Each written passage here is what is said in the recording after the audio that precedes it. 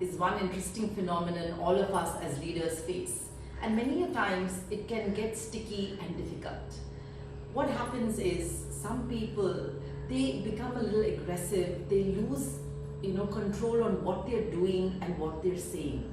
So in my opinion, if I am not in control of what I'm doing and saying, it's bordering on insanity.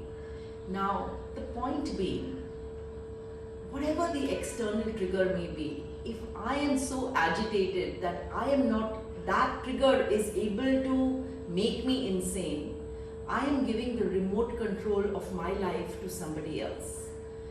Instead, I think it's very important to look what's happening within us, what are these triggers that are getting agitated, and take control of our lives. Responsibility is nothing but the ability to respond to ourselves.